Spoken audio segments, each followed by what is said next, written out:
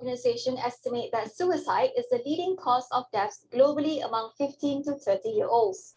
A recent report by the Institute for Democracy and Economic Affairs, or IDEAS, and Relate Malaysia found that there has been an increase in youth suicide in Malaysia, but very little has been done to address the issue. In 2019, the World Health Organization estimates 512 youths died by suicide in Malaysia. 382 are males and 141 are females. However, these numbers do not tell the real story.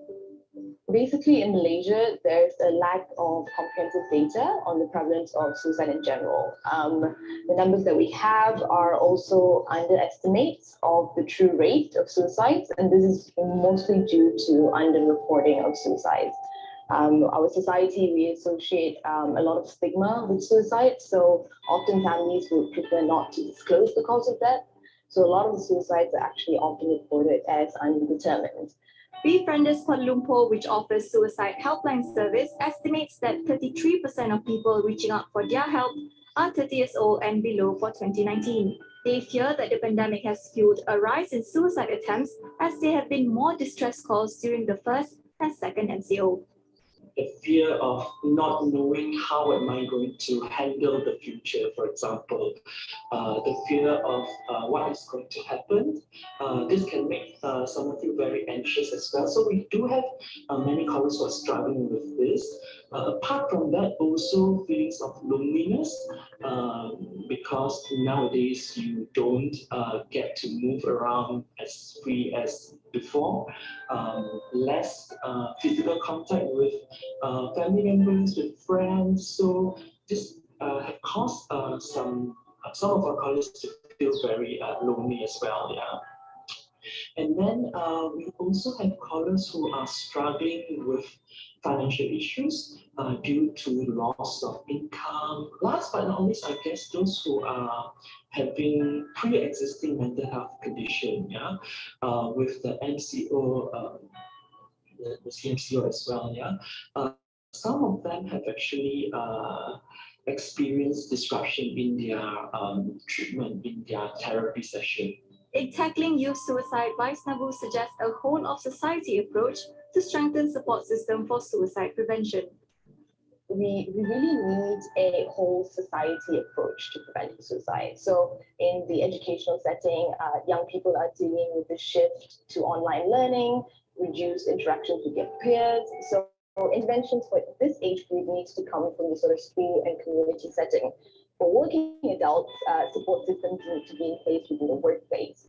So developing and implementing relevant prevention guidelines in these settings will require multi-ministry engagement.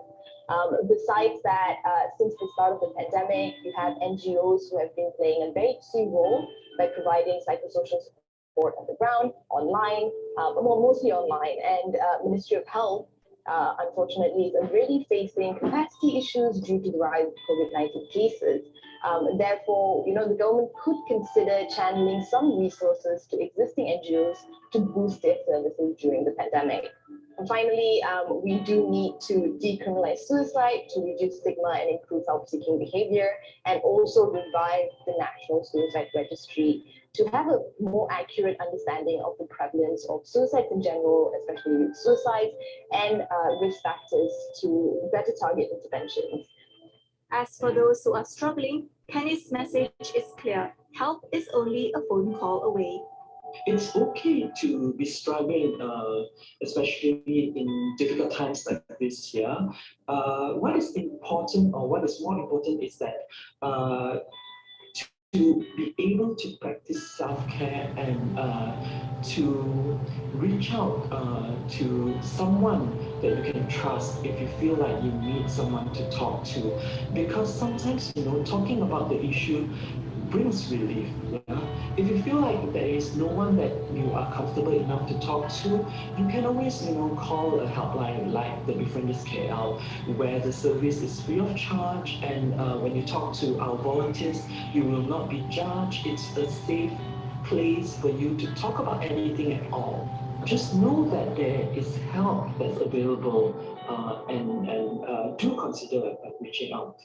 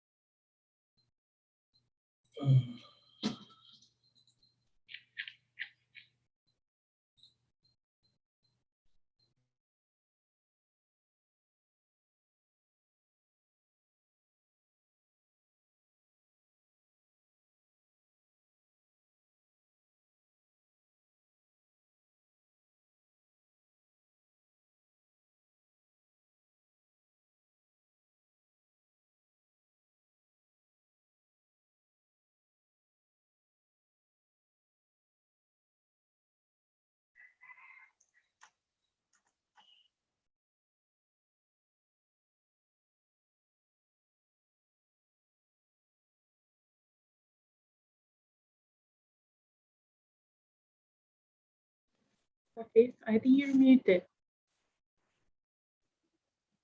Assalamualaikum warahmatullahi wabarakatuh and good morning everyone. Respected organizers including Dr. Pamilia.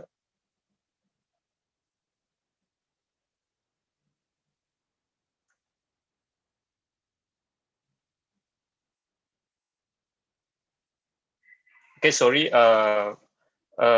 we will wait around 5 minutes because we want to give chance to participants who want to enter the link. So we hope that all of the participants inside this Zoom, we can wait for a while we're waiting for other participants to enter the Zoom session. Thank you for your guys. Thank you for the patience. We will start shortly. Assalamualaikum.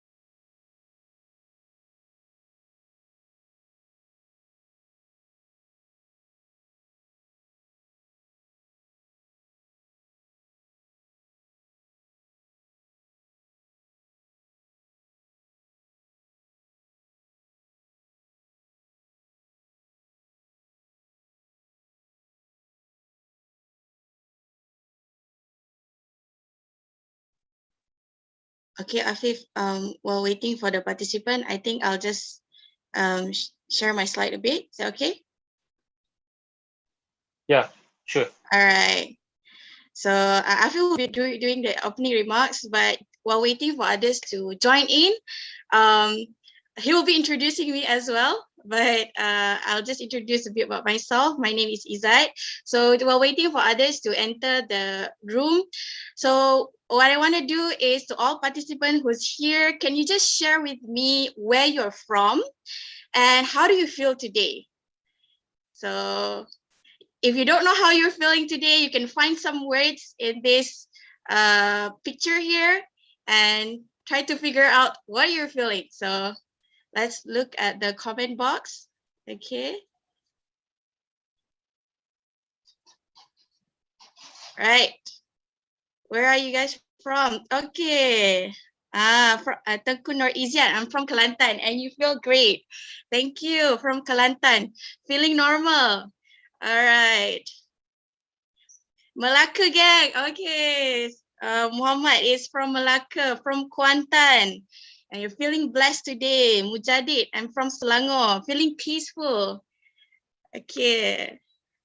So we have people from all over Malaysia coming here. I'm from Penang. Okay. Dr. Pamilia from Penang and feel excited. I'm excited too to have you here. Aiman from Earth. Okay, that's quite obvious. Feeling some emotions. Oh, okay. Hello, Kalavati from Kuala Lumpur. Welcome, welcome. Fakrudin from Selangor, feeling joy. Sharina, we have from IMU, feeling great. That's nice. From Kajang, Johor, Kelantan. That's a lot of people. So I think we have more and more people coming in, right? So hello, Nani from KL, Azlim from Kelantan, Isti from Selangor. You feel energetic and can't wait. Yeah, I can't wait either. I'm excited to be here. Jamila from Sri Gomba. I feel good. Okay, I have to sing the song. Okay, hi, Samantha from Selangor. Okay, you feel pretty good. Alhamdulillah, that's amazing. Okay, I knew that I would. Okay. Oh, all right. So we have many people from different places. I'm really glad that you are here today. So I think we have more and people now, and I'll pass back to Afif to start the program officially. So back to you, Afif. Okay, thank you, Sister Izzat. Okay, Assalamualaikum warahmatullahi wabarakatuh, and good morning to everyone who are here. Respected organizers, including Dr. Pamela Lodunaden, the Coordinator of Psychology Services Unit, Dr. Fahad Riaz, and also Dr. Jamila Hanum Abdul Qayyum, respected supervisors and members of the Department of Psychology, respected presenters of today, Sister Izzat Zahid, Sister Sharifah Mastura, and also Sister Nur Eliana, who are the Master Clinical Psychology students currently training at the Psychology Service Unit. Honorable guests, welcome to the Suicide Risk Awareness for Malaysian Youth webinar. And this webinar is hosted and organized by the Psychology Services Unit, Department of Psychology, International Islamic University of Malaysia. Today's webinar will be presented by Sister Izzat Zahid, Sister Sharifah Mastura, and also Sister Nur Eliana. And before we begin with this webinar, there are several housekeeping rules. Firstly, the organizer has disabled all microphones. Therefore, if you would like to ask questions, please raise your hand and we'll enable your mic. This webinar is currently being live streamed on YouTube, which will remain available for you to view again, even after the end of this webinar. If you are in Zoom, you may check in the chat box. There's a text mentioned about a link for attendance. Please click on the link and fill in the details so that you may obtain a certificate. And also, if you are on YouTube, you may check out the descriptions section, which is there is a link to the Google form for attendance. And lastly, if you have any questions, once again, you may type your questions in the chat section. We will read out the question at the end of the session, which is expected to be around 11:40 p.m. And without further ado, I will pass this to Sister Izzat to formally begin our webinar today. So, continue. All right. Thank you, Afi, for the warm introduction. Assalamualaikum warahmatullahi wabarakatuh, and welcome everyone. Thank you so much for coming here today. I'm really happy to see a lot of you coming from different states and feeling a lot of different emotions today. So let me just share my slide. All right. Okay. Right. So I think Brother Afif have given a bit of introduction about who's going to present today. I'll just speak a bit about me and my colleagues. So my name is Izzat Zahid. It's actually Izzat binti Zahid. So Izzat is my name. And we have Sister Nur Eliana as well, and Sister Mastura who will be sharing with us today the topic on suicide risk awareness among Malaysian youth. I know that this topic is actually something that is, I wouldn't say difficult to talk about, but we don't really talk much about suicide. But what we want to do today is to provide awareness to everyone here, and I'm really glad that you're here. And we would like to provide more understanding about issues regarding suicides, like what are the risk factors and how do we deal when people come to us having suicidal thoughts and such. So But before we move on to that, I'm going to do a bit of Q&A, okay, just to know what are your thoughts about suicide risk. So can you just take your phone or you can use your computer, just click into www.menti.com and insert this code 57626425.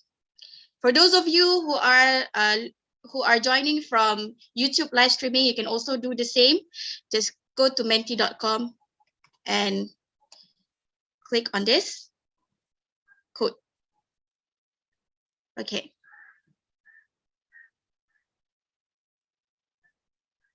So I'll be sharing my Menti screen. I hope you can see the question. Okay, if you're able to get in. If you're not able to get in, please let me know. All right. Okay, we do have people responding. Okay. So how many of you have had or has encountered a person with suicidal thought? Right, you can see the Menti code up here as well. Okay, I'm just going to copy the link and share it in the chat box. Okay, let me see. All right. Okay, we have more people responding. Okay, I shared the link. You can click there as well. So we can see here that the blue is going high. Okay. Okay. So I believe that looking at this figure, okay, 23 now, me, okay. So most of you here have at least had or encountered a person with suicidal thought. So, all right, and 5 of you have never, okay. Okay, so I'll wait for another 1 minute and then we'll move on to the next question. So from this figure, we can see that majority of you has experienced at least dealing with a person with suicidal thought, and you have an idea of how it's like to listen to them, to listen to their thought, to have that thought yourself. So, okay, I'm going to move on to the next question. Okay. Right. Some of you have answered. So the next question, if someone comes to you and tells you, I don't think life is worth living, or I'm better off dead. So how would you respond? Okay. So we see some response here. Okay. You must be feeling awful these days. Would you like to tell me what's going on? That's really nice. Okay, I can see that the way this person responded, you're very concerned about the person, and the way you validate the feeling of the person must be feeling awful. Okay, want to talk about it? I'm here to listen. Okay, I would take the time to listen to why he or she is feeling that way. Try understanding their perspective. Okay, I'm here to listen. Why do you think so? I'm not sure. That's why I'm here. Okay. This is also a good answer. You're not sure. You want to know how to respond, right? So you're at the right place. Okay. Don't know how to respond. So I hope that by the end of this session, then your answer will be, oh, now I know how to respond. Okay. Silent. Be mindful of my nonverbal response and say, let's talk about it. Hey, thank you for being vulnerable with me. I appreciate you sharing this with me. Do you want to talk about it? I'm always here for you. All right. I'm so sorry for what you're facing. It must be very painful to be going through what you're facing. Okay. I will listen to them and let them express their feelings. I'm sorry to hear that. I'm here to listen. Nano? No. What's no? All right. I wish someone come to me and tell me what to do. Okay. So some of you wishes that someone would actually approach you and let you know where you can go, how can you get help, right? So you must be going through something painful. May I be direct and ask, are you thinking of ending your life? Okay. Question one, I think so too. I don't know how to answer that. All right, inshallah, I hope that after this, we were able to get some knowledge on how do we respond. Don't worry about a thing because everything's going to be all right. Is there something wrong? It's okay not to be okay, but always there's people who loves you. Why do you mind if you share to me why you think so? And no lah, there's so much thing we haven't tried yet. How about we take some time off to ease our mind a bit, then we talk, okay? If you want to talk about it, I'm here. What makes you feel that way? I will just listen, and maybe for the next few weeks, I'll make sure to spend as much time as them. Right. So we have a lot of answers here. Some of you are wondering what to respond. I think some of you have given a wonderful response as well by providing an ear to listen. So it's nice to know your feedback. Okay.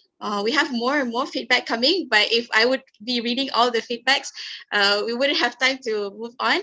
So I'll just read the last two. Do you want to talk about it? We can chat over a cup of coffee next week if you'd like.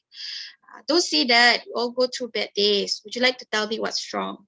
Okay. So remember your response here, and I would like you to rethink again. At the end of this webinar, I would like you to rethink again. What would you respond to people who come to you and tell you words like this, right?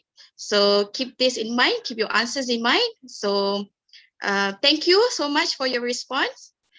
Okay, right? So again, keep in mind, and let's see if you will have a different way of responding after we finish our webinar. But I'm going to share you our goals for today. The first one is we would like to increase more understanding about suicide, and especially the facts and figures in Malaysia, and how do we assess the risk of suicide, learn the risk factors and warning signs of suicide. And number 4, I think is the most important, what can we do to help? After knowing about suicide, after knowing the risk factors, warning signs, how can we help people who have suicidal ideation, suicidal thoughts? Right? So some facts and figures about suicides, according to the World Health Organization, it's actually the top 10 leading causes of death in the world. And for those aged 15 to 19 years old, it's the 4th leading cause of death. So among young people, we can see that it's more common. So that's why our topic here focuses on young people. So we'll be doing, we're looking at the figures among young people as well. So in Malaysia, okay, you can see I put some map here. Okay, very, very cute. From 2019 to May 2021, so this is the statistics. So in 2019, there are 609 cases reported in Malaysia, cases of suicide, right? In 2020, it has increased to 631 cases. But if you look here, it's 468 in 2021. But if we look at the figure, the data is collected until May 2021, and not even half year, okay, 6 months, but the data has exceeded more than half compared to the previous year. So we can see that there's a trend of increasing trend of suicide in Malaysia. That's why we want to be able to learn about it and be able to talk about it, and inshallah help to prevent someone from committing suicide. So these are cases of suicide, and if we look at the figures for 2021, the average of suicide cases is 4 cases per day. So imagine one day 4 people take their lives, and those lives are lives that we can actually save. And if you look into the statistic of male versus female, so it's more common among female with 83.5% of prevalence. So this is the data from 2019 until May 2021. And looking at age group, so 15 to 18 years old, the percentage is 56.6, and 90 to 40 is 43.4. So you can see that among youth, it's high among young people. And what I want to highlight is actually, regardless of the number that we're looking at, suicide is preventable. And we hope that by sharing our sharing today, we can be able to be that person who save others who are in the risk of having committing suicide. So, right, another game from me. Okay, I really like a game. So we're going to debunk some suicide myth.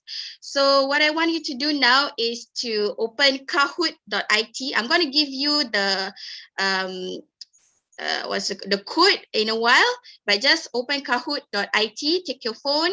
Okay, for those who is watching from YouTube, you can look at the description, and there is a link, QR code, a link to a Google form, because Kahoot, it's going to be lagging a bit, so we provided you another link, so you can also look at the question. But for those here, okay, let me share my screen again. All right. Sorry.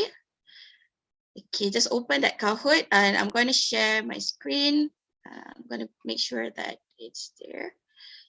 Okay, please just give me one moment.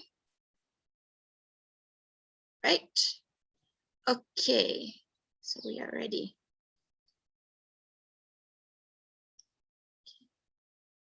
All right, you can see the code here, 6515379.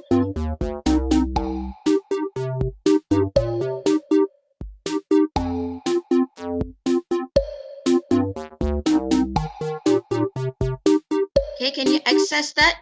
Let me see if I can share. Okay, we have some of you here. Okay.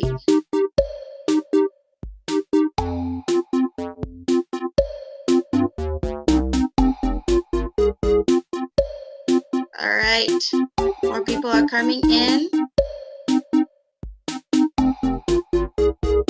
So this is just true or false.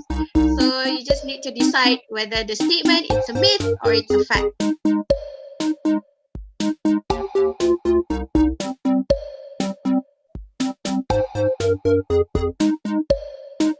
All right, I'm gonna give another 1 minute.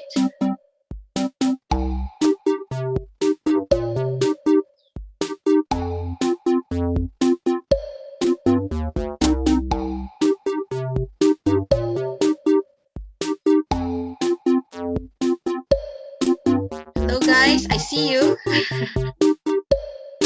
You have a creative way of writing your name. Okay. All right. Okay, I think we're ready, right? Hello, yes, hello. Okay, so let's start. Oh, we have more people coming in. Okay, but it's going to take time to wait, so I'm going to start now, right? Let's look at the screen for the questions.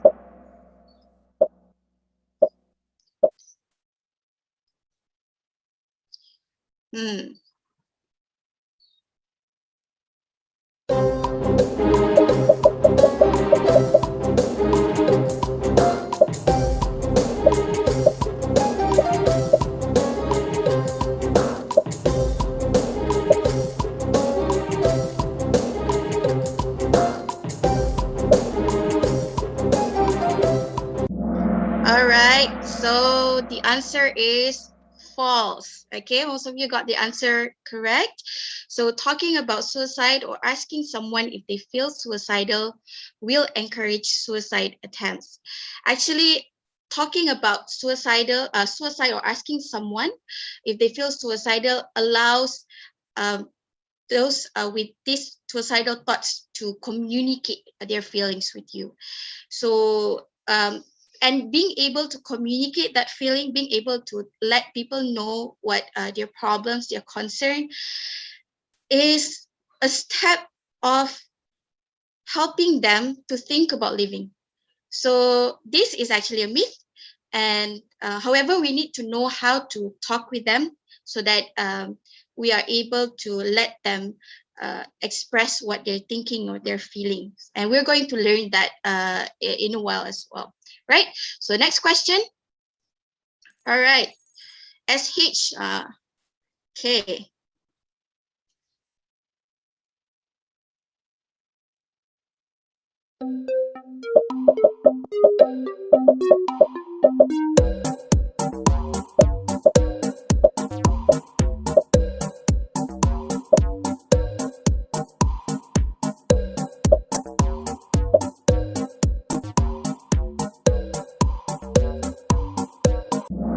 Okay, so the answer is false. Yes, this is a myth. Young people who talk about suicide never attempt or die by suicide. And the answer is when people talk about suicide, it's already a late sign when they openly talk about it. And what we can do is, again, when they reach out to us about suicide, take it seriously and either provide them emotional support that they can get or link them to professional help so that whatever concerns that they are having, it can be addressed and they can be helped, right? So next one. All right, hello guys, it's leading now. Okay, let's go on.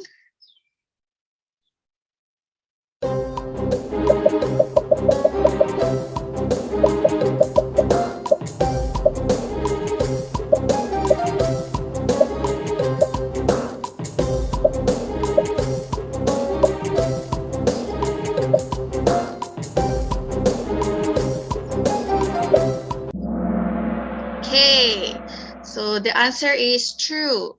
Suicide or death happens with warning. Some might argue that it happens so suddenly, but actually there are warning signs that can be in form of cognition, the thought, their behavior, and talking about the way they feel. And those are warning signs that we should be more sensitive of. And if we are able to get more information from them, have them to talk more about it, perhaps they will tell us what they're thinking, and we could know if whether they're having suicidal thoughts or not. But it happens with warnings, just that we realize or we don't realize the warning signs, right? Next. Okay.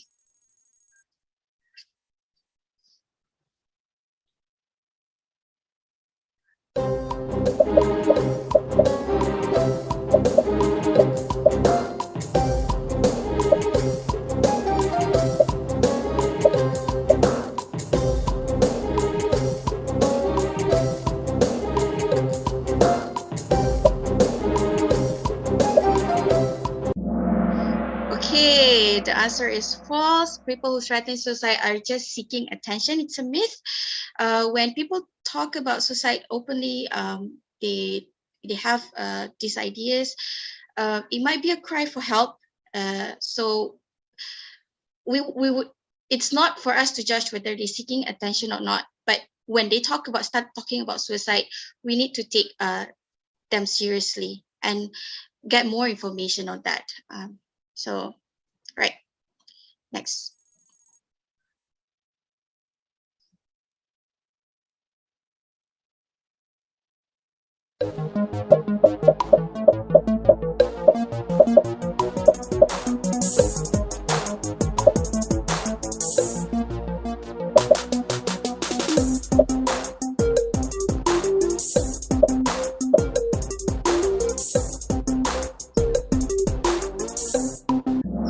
True, right? Congratulations, most of you got it correct. Depression and self-destructive behaviors are common in young people. Yes, depression, they are common in young people. However, the manifestation of depression among adolescents and adults may be different, but in young people, they're more likely to show via, the self-destructive behavior means something. It may mean that they are facing psychological issues. So if we found this to, we observe and we see this in young people, we should try to be more aware of the issues that they are going through. Okay. All right. Next.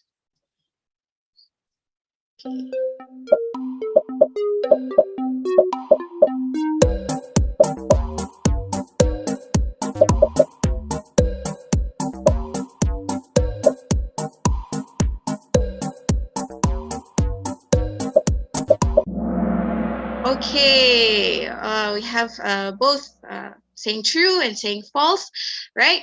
All young people with suicide, thoughts of suicide are depressed. It's a myth. Depression can be a risk factor to suicide, but it's not necessarily. So there are other risk factors that may lead to someone having thoughts of suicide, which will be discussed by Sister Ileana. So, but just get to know that not all people with thoughts of suicide are depressed. Okay. Okay, 2 more questions. Suicide is preventable.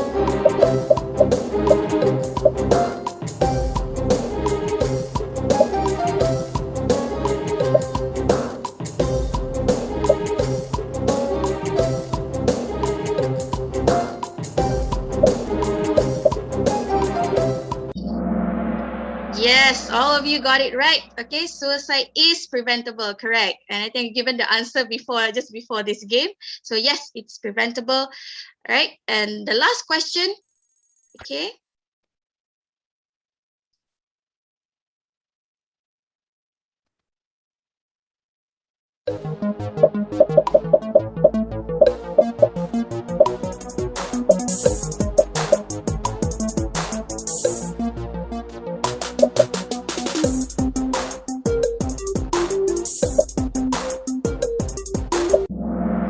All right, so the answer is true. Okay, young people seek or ask for help, but in this case with adolescent, they usually talk to their peers, to their friends about their problem. But like I said earlier, there are warning signs that they show, and those warning signs may be a cry for help. The way they speak to us, the way they think about life, when we talk to them. So it's a cry for help. But in terms of seeking behaviors, in young adults, in adolescent, they commonly tell it to their friends. So it's good to know if we have children who's adolescent. It's good to know their friends, who they're friends with, and yeah. Okay, I'm gonna stop there. Right, so let's look at the podium. Okay, number 3, FF, congratulations. Adrian, okay, got the silver, and the highest is okay. So good job, everyone. All right. I think I'm really happy that you participated. So okay. Right. I'm just gonna continue with assessing suicidal risk. I think going forward with a bit of the time, but we will put this in the chat box. So if you would like to assess suicidal risk, we have provided this link where you can do a self-report. But just note that it's this online tool is for preliminary self-assessment purpose, and it's not a proper professional evaluation. So if your test result indicates high suicidal risk, contact a licensed mental health professional or suicide lifeline for help immediately. But you can save this link and you can try to do it to look at yourself, okay, low or high suicidal risk. But I'm going to move forward and share you a video, okay. Right. again. So I'm going to share you a video. And I think some of the points that I mentioned are also in this video. So I would like you to have a look at that.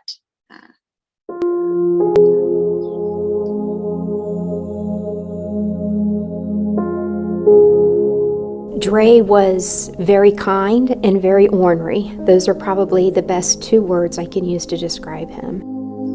You know, the first time I realized that Dre was depressed was his sophomore year of high school. And it was because he talked to me about it. And he told me he was even feeling suicidal. I asked him if he had a plan for how he would go about doing that.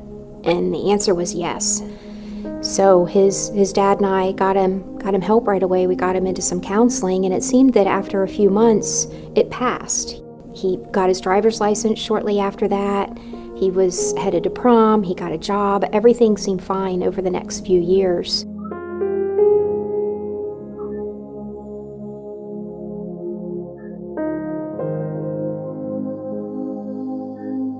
When I woke up that morning, I had a text message from him that said, "Hey, I love you." I texted him and said, "You are my boy. I love you too," with a happy face. And I don't know if he ever got that text message or not.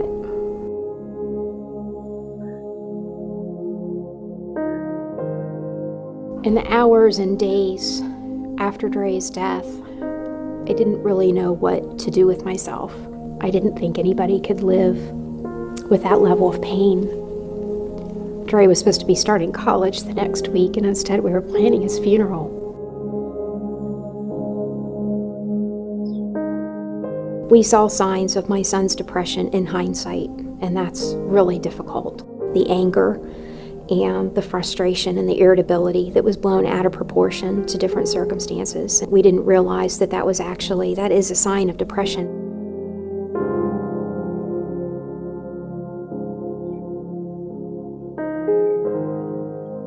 One of the things that's been most difficult for me through this is considering how my son must have been feeling through those last few months of his life.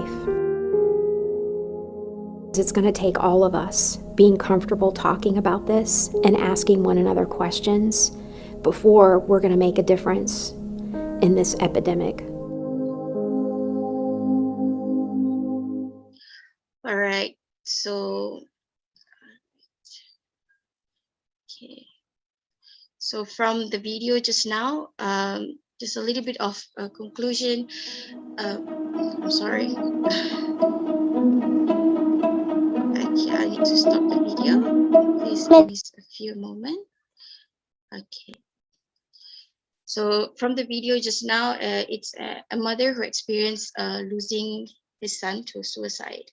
And like how the mother said that there are warning signs, even though the son had went to therapy, had seen that it has helped a bit, but probably the depression still persists, that increases the risk factors of the son committing suicide.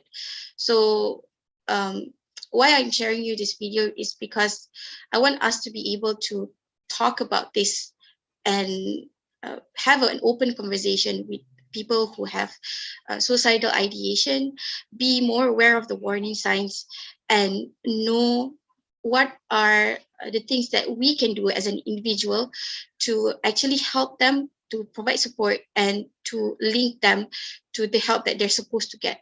So when we're talking about warning signs, I'm moving on actually to my friend who will be talking about warning signs and the risk factors. And I hope that from there you have more understanding of what can lead people to having suicidal thought and what are the things that we can be more aware of, right? So I'm going to pass this to Ilyana. So Ilyana. Hi, thank you, Sister Izzat, for passing the floor to me. That is a very meaningful video that we have seen, and therefore it is important for us to know what are the risk factors that contribute to someone to consider this suicide.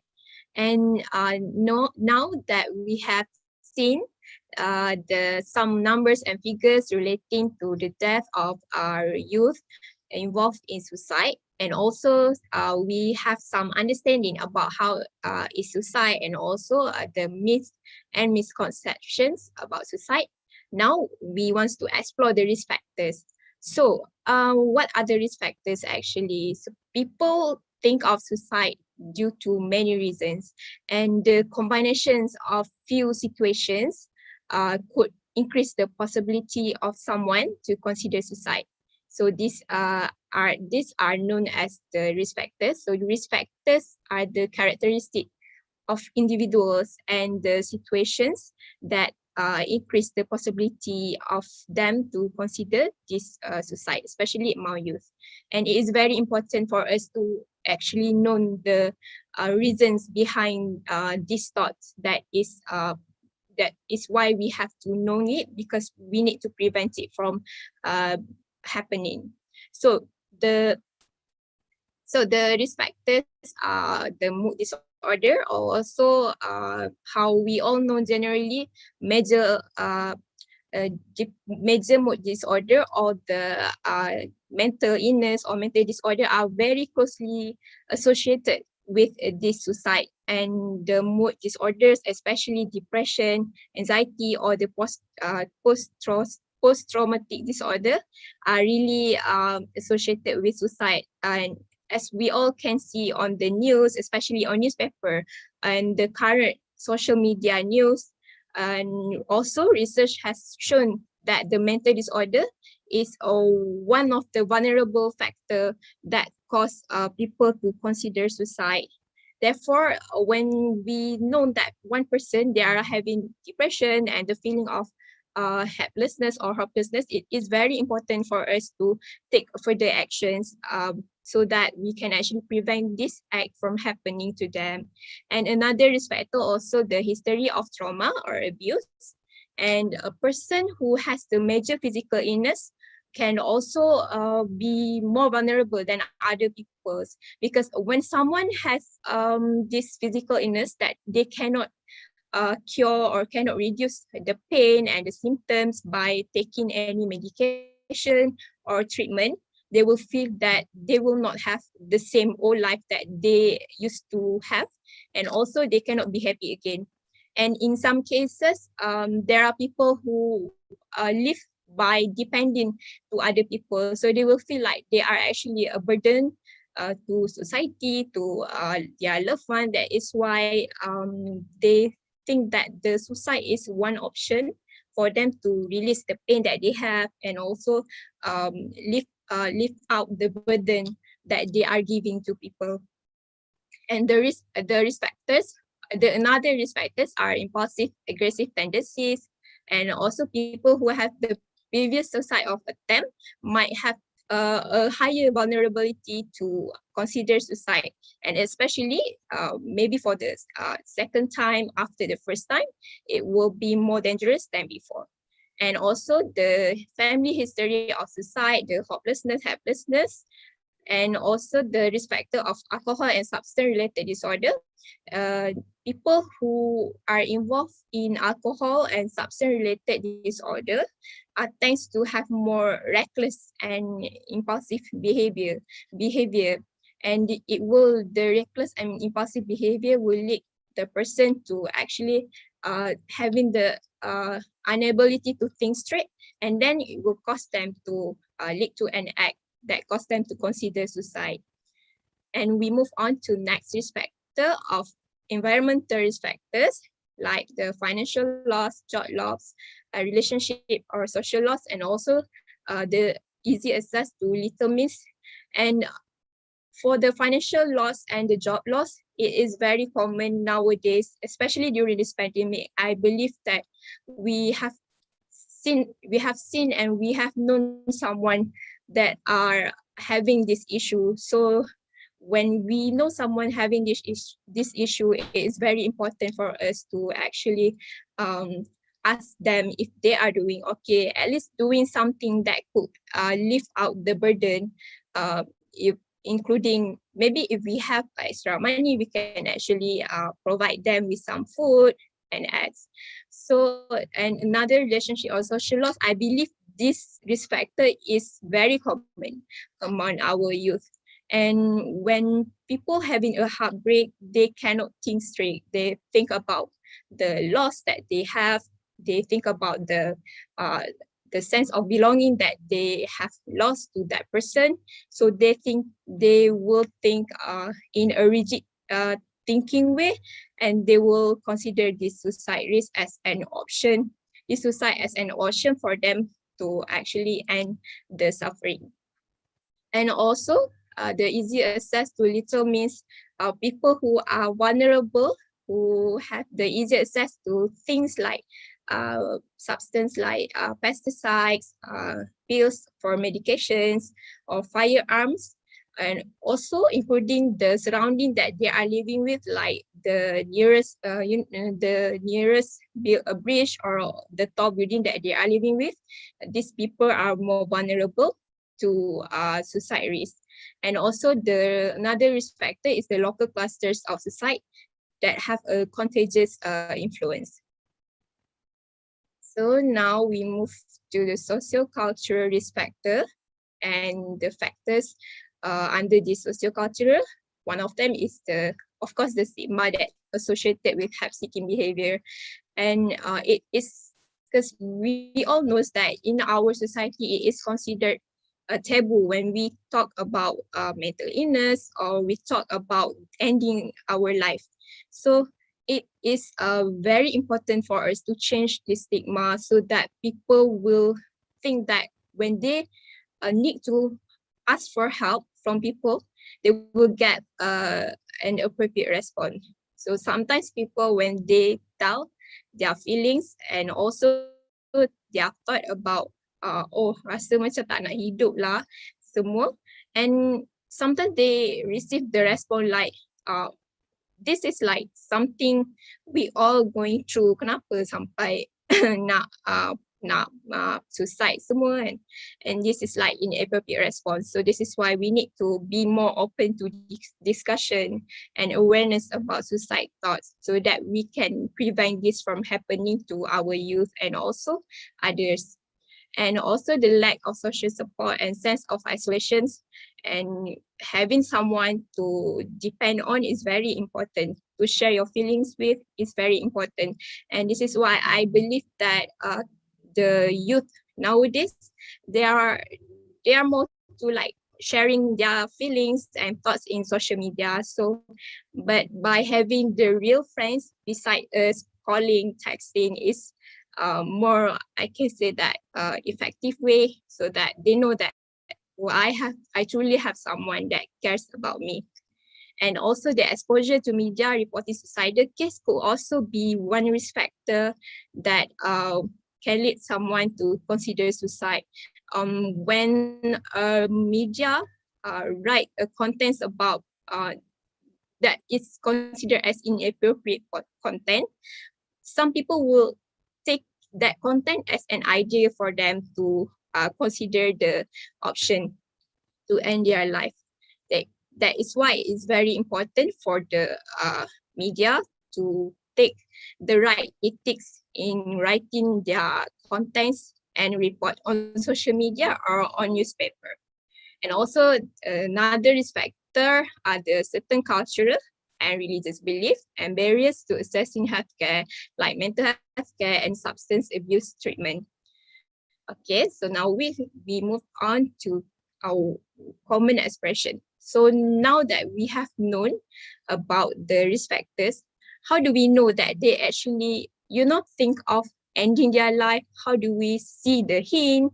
Because some people, they don't tend to tell the true feeling that they are feeling. They tend to be more reserved, and especially to those who are introverted.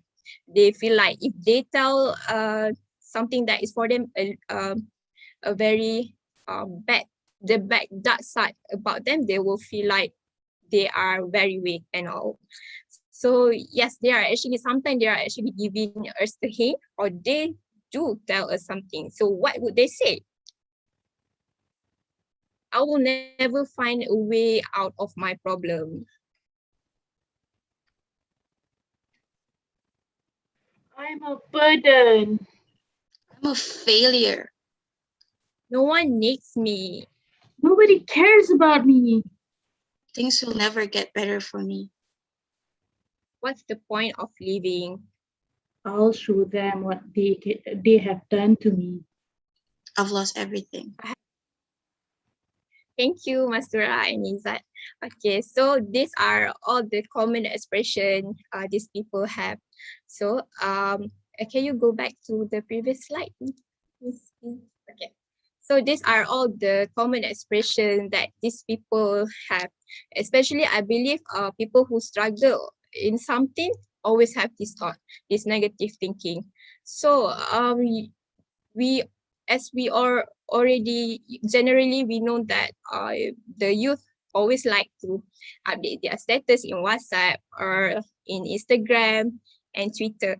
So I believe that these words, this expression are very common among our society, especially the young users in social media. So sometimes people will tend to give this hint to their friends, their family, or their followers by writing it on the timeline, the status, or also some would like repost from another account so that they will, what they are doing is like some kind of how they want to express their feelings. They feel at their lowest point, so they want people to know, and in deep of their feeling is they want someone to be there for them. So this is why if we see our friends posting the status or even repost something that is for us, or what is he currently feels by reposting this kind of thought that are not very pleasant for us to read. So it is okay to take some seconds to reply to their story, to reply to their status, so that because some people, when they think of this thought, when someone asks them, oh, what is wrong with you? Are you okay? Do you want to share something for me? It will really like be helpful for some people. And sometimes when they think of suicide, when people come to them and ask about them, care for them, they will actually forget about the intention that they were about to do. So yeah, now we have known that this impression and risk factors. How do we know that someone is considered as vulnerable to do this act of suicide? So now let's look at the warning signs and warning thoughts. So usually people with this suicide thought have certain type of cognition. So it could be they have positive expectancy regarding the effectiveness of suicide. They see that suicide is an option that they can choose when they cannot see another alternative behind their difficulty and situations that they cannot bear with. And also their cognition thinking style is more rigid, inflexible. So they tends to have a more excessive worries, ruminations of thoughts, and also they will think of either or thinking style. It means that all or nothing style. For example, they think that, oh, life will never get easy for me. I always screw things up. This kind of thought actually can lead someone to consider suicide, because they feel that they don't have any hope that they will solve their problem and get out of the painful and suffering that they have. And also talking about not having a reason to live, that others would be better off without them. Now we explore the behavior and social interactions. This is more obvious signs that we can see in people. And for example, there are like people tiba-tiba suddenly they give away personal items and wrapping up loose ends. They will, thanks to give the personal valuable things to us, to their sister or their loved ones. And also some would text and email about and saying about lovable things or memories that they had with them. So this is something that we need to be aware of if it is kind of like not a trait that someone has. So another one is social withdrawal and isolation. This one we can see, for example, that someone is very active on social media and always text you, call you at times. But then when you start to texting them or call them, they don't answer the call. That would be one of the behavior that we can think of, and we should be more aware of the possibility of them to have this thought. And another factor is the physical pain and associating little means. Also changes in sleeping pattern. It's either they always want to sleep all the way on the bed, or they cannot sleep at all. And any unusual changes in behavior is also an obvious sign. So for example, if that people love to socialize with their friends, they love music, they love going out, but when you ask them to and you invite them to go out or watch movie, go to karaoke, they refuse to do that. So this could be because of their changes in mood, so that we can more aware in future there is something actually going on with my friend. So so that we can prevent if, let's say, they have this thought.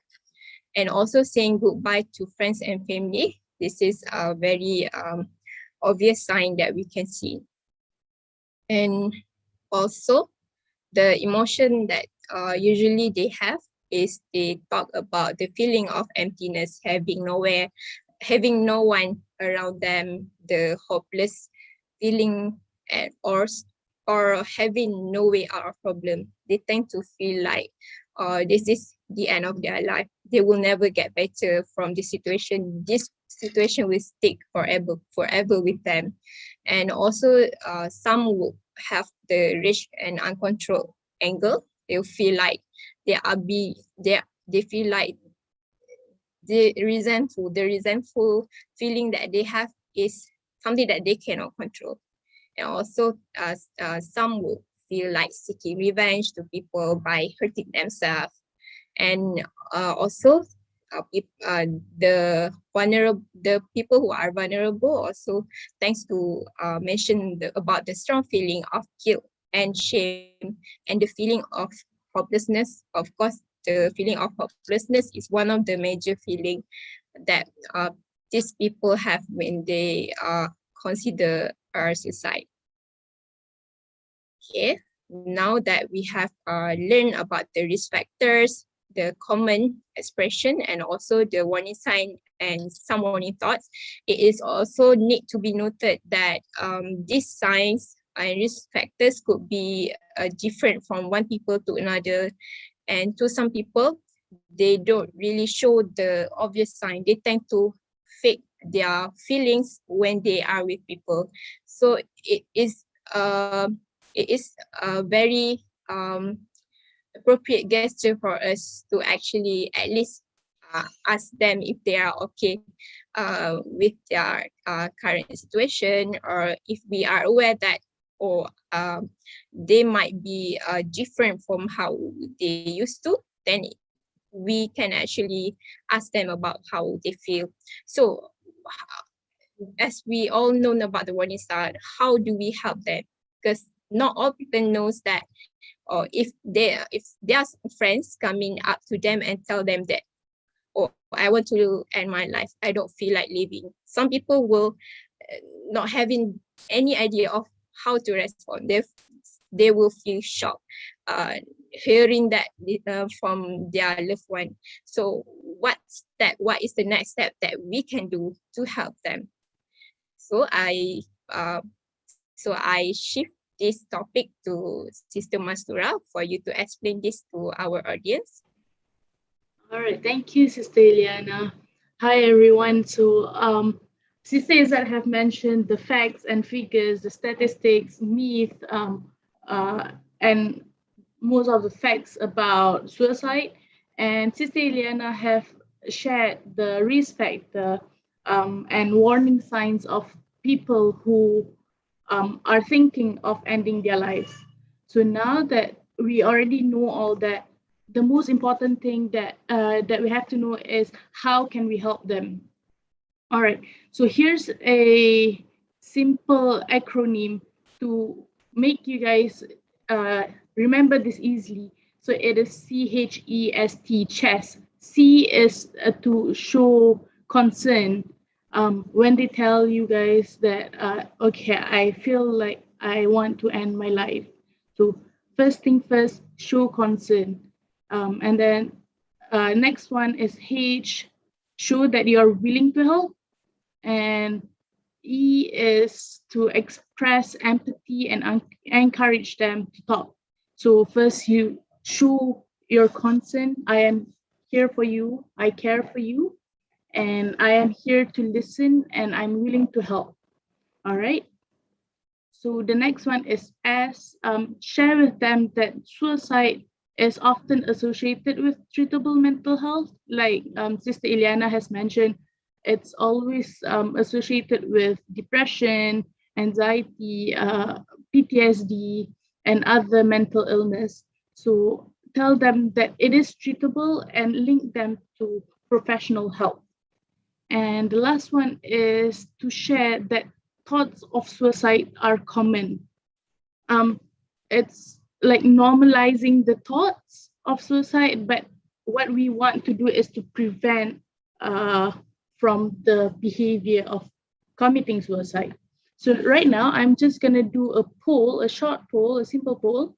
And let's see how many of you guys here have ever thought of ending your life when under pressure. So can you guys see the poll? So it's a yes or no question. Have you ever thought of ending your life under pressure, when under pressure? Let's have some more response, right? I'm sorry for viewers from YouTube because you guys can't join the poll, but I'll share the results with you guys, don't worry. All right, let's keep them coming. Okay. All right. Okay.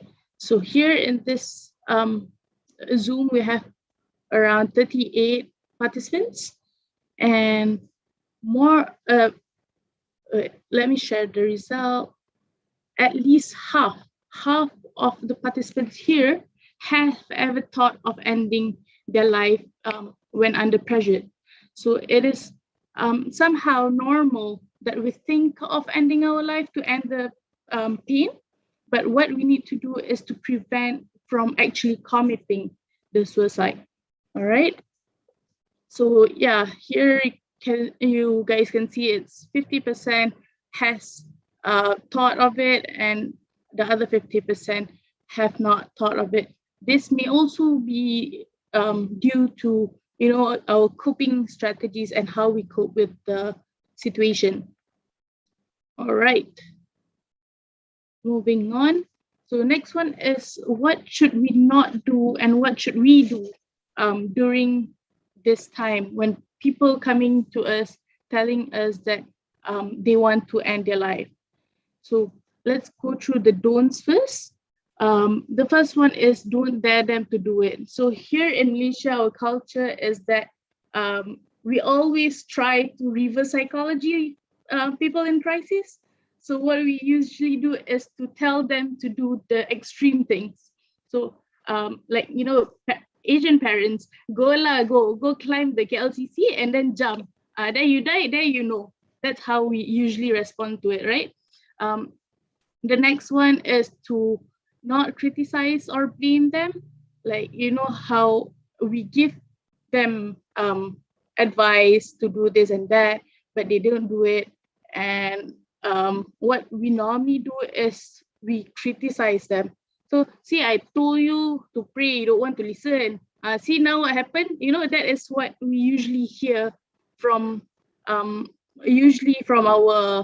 elder generations that don't really have the awareness on how to handle the situation correctly. The next one is to discard their emotion. So opposite of this is to validate the emotion when they share that they are thinking of ending their life. So how do we validate them? I will share with you guys later. So how not to discard, how do we usually say it is that this is a small matter, don't overreact, just go sleep and then you'll feel better when you wake up. No, don't do that. All right. The next one is never guilt trip them. So to ask them to think of how people around them are gonna feel, how your parents are gonna feel. Don't you care about them? Don't do that. It's just making them feel worse. Although your intention is to make them rationalize the situation, but it's actually making them feel worse. All right. Don't ask why. Never promise to keep it a secret. So always tell people that are close to them, like their parents or their siblings. Just give them some hints that, okay, your daughter is actually having these thoughts. So just be careful, seek support, link them to professional help. All right. And never pretend that you have all the solution. Okay, this is your problem. This is the solution. Settle. That's not the way. All right. The next one is, what should we do during the time of crisis? First thing first is not to be judgmental. Always show that you're caring for them, you're willing to help, and you're there to listen. And also reduce their access to means. Like for example, if their plan is to cut themselves, remove the knife from them, take it away. Or if their means is to overdosing themselves with medication, take the medication away. All right. Practice active listening. So this thing, we can actually practice this in our daily life.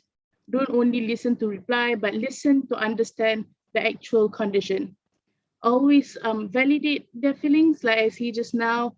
Offer empathy, offer hope that alternatives are available. So later in this seminar, at the end of the seminar, I will be sharing some numbers that we can contact if we are in crisis or in need of mental health services. So the numbers you can share with your loved ones. And lastly is to get support for yourself, because normally those who come for us is people that are dear to us. So it's gonna be hard, it's gonna be difficult for us to be in that situation. So always get support for yourself. It's okay to feel what you're feeling, and just link yourself with the numbers that I will be sharing later on. All right, next one, please. Okay, so here are some dialogues that you can practice to respond to people in crises. So there are goals and what are the dialogues that you can use. All right, let's go through one by one. To show empathy, you can say that like, I can't imagine how painful this is for you, but I would like to try to understand. And tell them that you know that this is unbearable. It's hard for you to go through this. And what you need to do when saying all these lines, you can't just say it like that. You have to, it must come from your heart. And your aim here is to touch their heart. So say it, with empathy. Express your concern. I care for you dearly, and I am here to listen. So let's talk about it.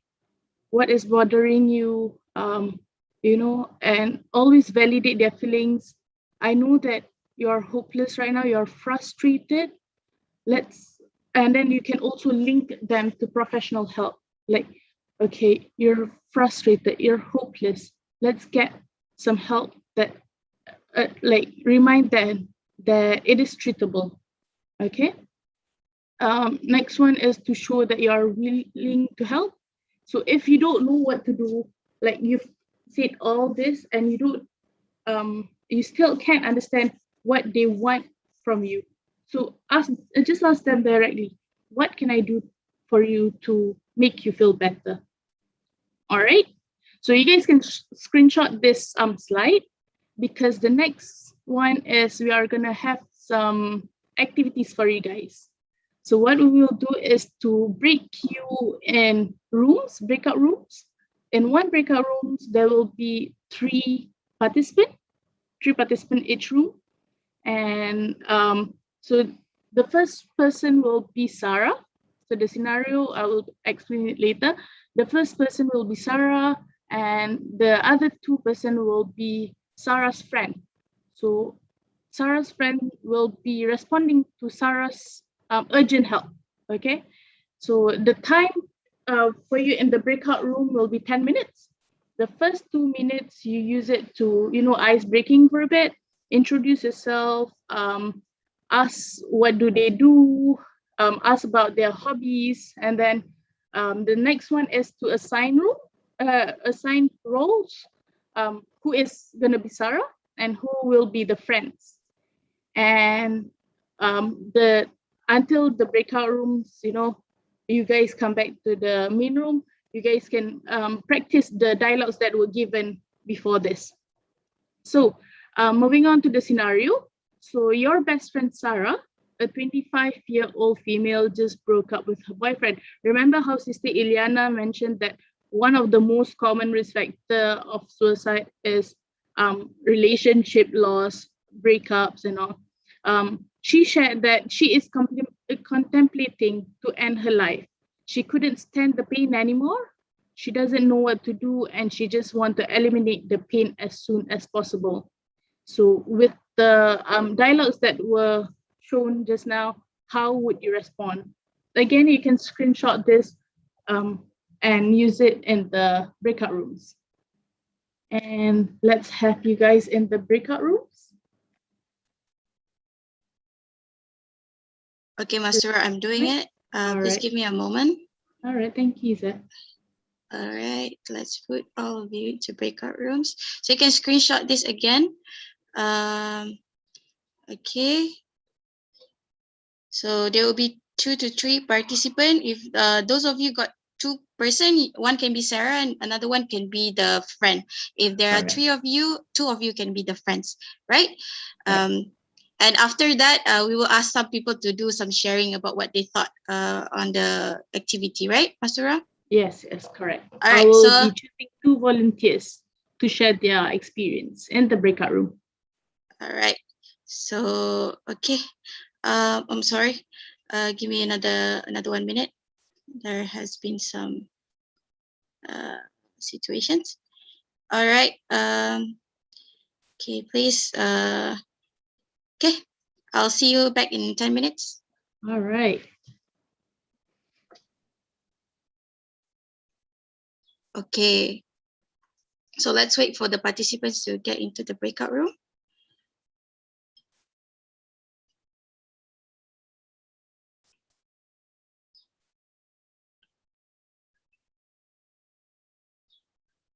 Okay. So for those of you who is watching this from YouTube, if you have someone with you by your side, you can also try to practice this as well. It will be a good practice.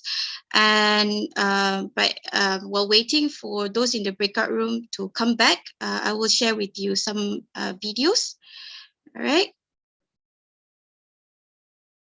So, okay.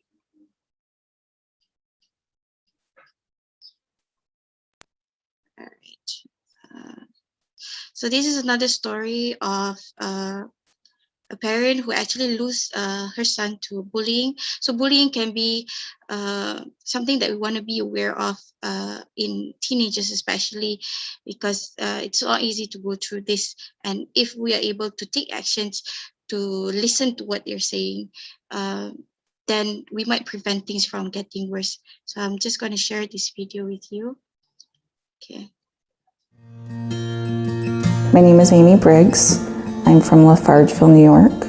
Been married for 22 years. We have 2 beautiful children. Michael is a great kid. He loves sports. He plays lacrosse. He's bright, top of his class. Daniel was an old soul. He had a soft side of him that was second to none for a kid his age. He wanted to help people. Our neighbor down the road had cancer, and Daniel was by his side every day. Daniel went over and sat and talked to him and held his hand. And after he died, Daniel went over and helped his wife. It wasn't like he was doing it out of obligation either. He did it because he truly wanted to do it. That's who he was. Daniel had really been bullied most of his school career. When he hit high school, it exploded. He didn't fit in with a lot of the crowds. He wasn't into sports. He was into hunting and trapping, which not a lot of kids his age are into. So he had a hard time finding kids who had common interests with him. So that made him a target a lot of the time. It started out with words. He was called just horrible names. It progressed to having trash thrown at him. He was punched in the stomach. He was made to lick a bus window. He was jumped from behind walking to the buses. He was ridiculed for the music he listened to. You name it. They looked for any little thing just to make his life miserable. When he was jumped walking to the bus, the boy told him the night before that he was going to do it. He said to him in a text, "Why? I know you don't like me. That's why I don't come near you. I don't have any interactions with you. I respect that. Why can't you respect me? What have I done to you?" His response was, "Because you're a pussy and you need your ass kicked." It makes no sense to me even today. One of the kids that Daniel had a lot of issues with had texted him. I saw the text myself. And it said, "Why don't you take one of your precious guns and do the world a favor, go kill yourself?" He texted that same kid and he said, "You won't have to worry about me anymore. I'm going to go home and kill myself." And the kid came back with, "Put up or shut up." That day, he told people in lunch, he had told people in his classroom, told a number of people on the bus that he was going to kill himself. Those were his words, "I'm going home and I'm going to kill myself." And the bus driver said, "I'll see you tomorrow, Dan." He told the bus driver, "You won't see me tomorrow." The one person he knew that would do something was the last person he texted and the last person he called, his hunting friend, Matt. He knew Matt would try to call us, and he said to Matt, "Please don't call my mom. My mom will take me to the hospital." He was trying to keep Daniel on the phone, get his sister's attention. He was writing her notes and having her call their father, who's a friend of my husband's. And we missed the call. We missed the call. We came out of Michael's basketball game, and my husband Rob said, "I missed a call from Kale. I'll call him when I get home." Next thing happened, literally within a minute of saying that, so our other friend Wally calls. Now, guys don't talk to each other all the time. And Rob runs to the van, and he said, "Daniel's talking suicide." I called my next door neighbor, and I begged her to go over and check on him. And she walked in the door and she yelled, "Daniel," and she thought she heard him say something, and she shouted out, "We love you." And then she heard the shotgun blast. And And I ran to his room, and the sight that I saw was horrific. It was horrific. And I remember hearing myself screaming, but I couldn't feel it. And running back outside. And I could hear Michael screaming, "I want my brother back." And every EMT that showed up, I begged him, "Please just find a pulse. I'll take him any way that I can have him." There was none. I've played a million scenarios over in my head what I would do if I was there 30 minutes earlier. Knowing what I know now, I would just wrap him in my arms and just beg him and tell him how much he means to so many people. Because so many people have talked to us since he died. They've sent us letters. I received letters from kids his age.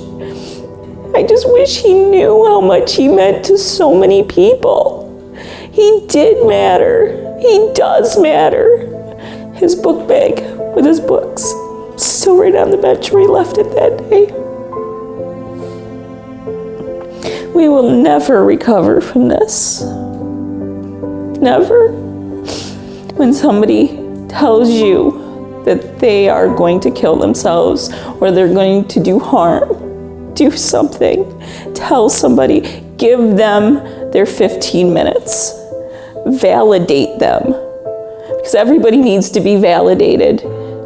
When you know there's somebody being bullied, don't be a bystander.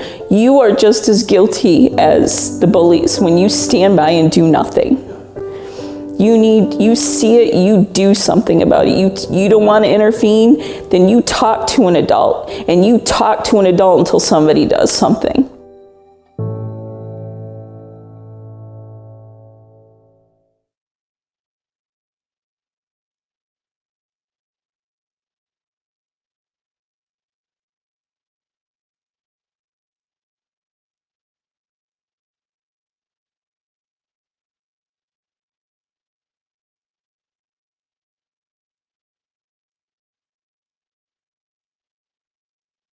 If your friend mentions suicide or self-harm, take them seriously. If you believe that they're in danger, call 911 or the Poison Control Center immediately. Your friend's life is more important than their privacy. Wellcasters. Have you ever had someone just want to end it all? Permanently? It's never easy to think about or hear. Yes, life can get so complicated and overwhelming, it's hard to even imagine that things would ever get better again. But most people bounce back. Unfortunately, some don't. Suicide is a tragedy that affects everyone, and it's one of the leading causes of death for people 24 and younger. Here's what to do if you suspect a friend might be having thoughts of suicide. Tip 1. Learn to recognize dangerous signs. Has your friend talked about feeling hopeless or anxious? Have you noticed a change in your friend's behavior, acting withdrawn, sleeping less, sleeping a lot more? Maybe they're abusing alcohol or drugs, giving away their belongings. Maybe your friend has even talked about hurting themselves, or worse, wanting to die. For a complete checklist of suspect behaviors, pause and print out our worksheet. Tip 2. Initiate dialogue in a non-judgmental way. Sit your friend down in a comfortable or familiar environment where the two of you can talk privately and freely. Start by telling your friend how much you care about them, but some of their behaviors have concerned you. Refer to our worksheet for ideas on how this conversation might flow. If you determine that your friend is in danger and that they need help immediately, please call 911. Household items like pills or razor blades, they quickly become lethal weapons in the hands of a suicidal person. Tip 3. React with feeling.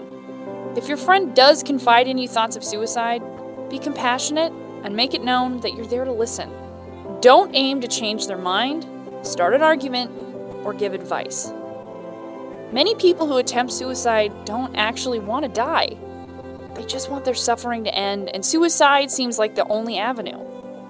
Engage in conversation with your friend and find out what's hurting them. Tip 4. Shift the focus from sources of pain to resources for treatment. In addition to external challenges, your friend might also be fighting internal demons that require professional care.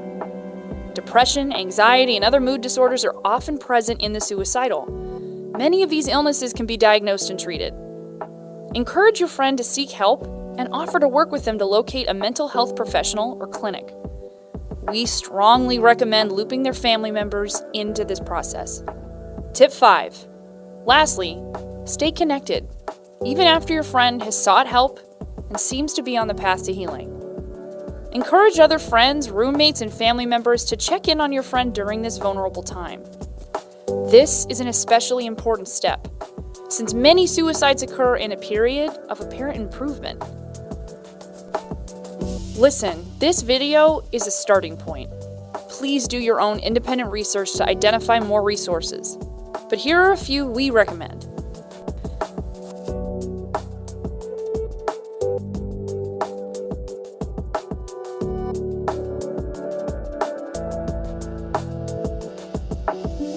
You can save a life just by reaching out to someone who's in need.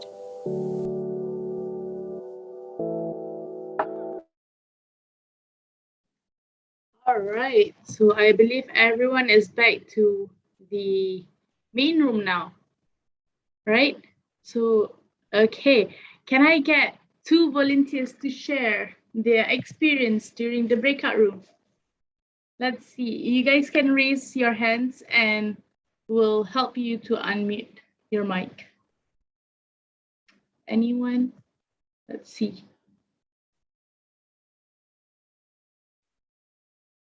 Anyone? Calling. That's okay, don't be nervous. It's just sharing whatever that has been going on in the breakout room.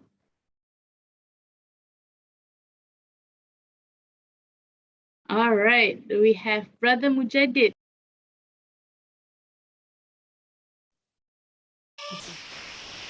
All right, Brother Mujadid, what happened in the breakout room? Apologies for the noise. So I was in the breakout room with Sister Maisara, and I was playing the role of the friend who's trying to respond to the suicidal Sarah. Is I can't say that I've done very well Right. because I found myself struggling to find the exact words to alleviate her burden. Sebab my thought process was that I don't know exactly what she's experiencing, so I can't really find the words to say. Macam I'm not in the relationship. I don't know exactly what transpired. But I followed the table lah. Like I said that I cannot imagine, because I mentioned to her that breakups are never easy. It's always difficult, and I know how painful this is for you to lose like the person that you trust the most, your other half. After all those years of being together and all that, and that I care for her deeply as a friend, and I want what's the best for her. So yes. Well done, Brother Mujadid. So what you did was great, and it's normal to feel like, oh no, what should I reply? How do I start this conversation? It's normal to have that feeling, and that is where you have to, practice. Practice makes perfect, basically, and it's wonderful that since this is your first time having to respond to people in crisis.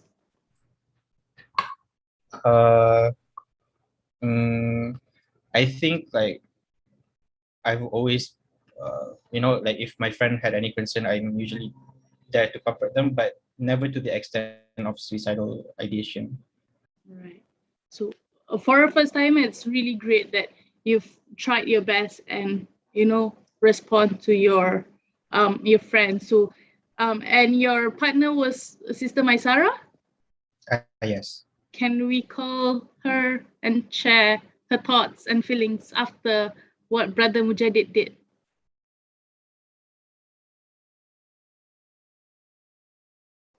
Let me unmute you. All right, Sister Maisara. Okay. First of all, I never had that kind of experience. But what can I say is that Brother Mujadid did a really good job in terms of comforting me, because it's not like I think for someone who has suicidal thoughts, it would be good if you see something that not hurting them. So that what Brother Mujadid do. So I think it's good. So what he did was just to calm you down and tell you that he is there for you to listen. Do you feel being heard? Yes. Right, that's good. That's wonderful, Brother Mujadid. All right, thank you, Sister Maisara. That's nice. So see how like I mentioned just now, is that practice makes perfect. So it's okay to have to struggle when it's your first encounter, but everyone has a starting point. And right, can we have one more volunteer to share the experience? Anyone?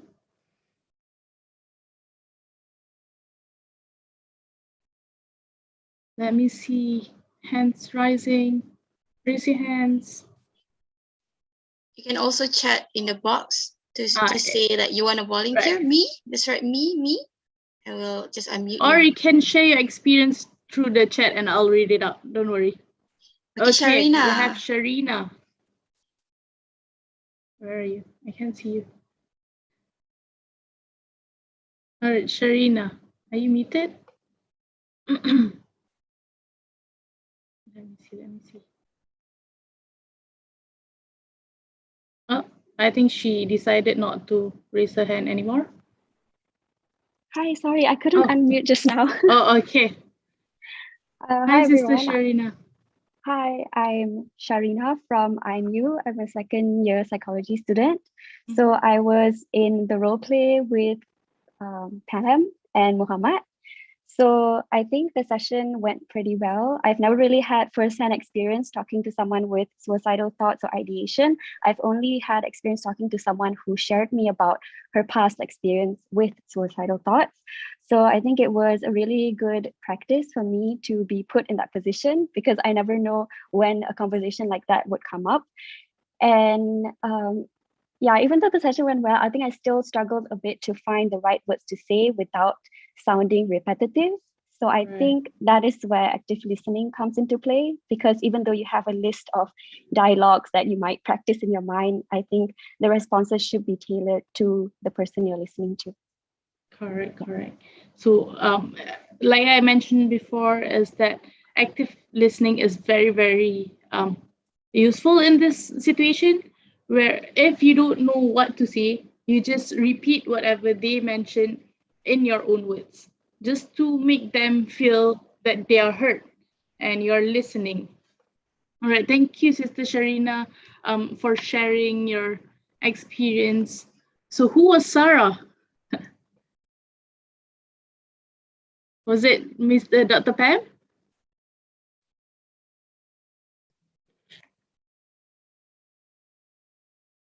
It's okay. It's Muhammad. Okay, Muhammad, can you share? How was it? In my opinion, that's the kind of response that I would love to hear if I go through some of my lowest points. She really did validate my feelings like really well, then really be helpful with providing solutions, not the kind of solutions that help me go through the breakup, but she offered me to help me find hotlines and therapy sessions. Like, yeah, sort of. Right. All right. Thank you, Brother Muhammad, for sharing. So well done, Sharina. You actually did learn something from this seminar where you can link your loved one with the professional help. So here, Sister Izzat mentioned that we have spare time. So maybe we can have one more sharing. Anyone? Let's see if we have volunteers, Izzat.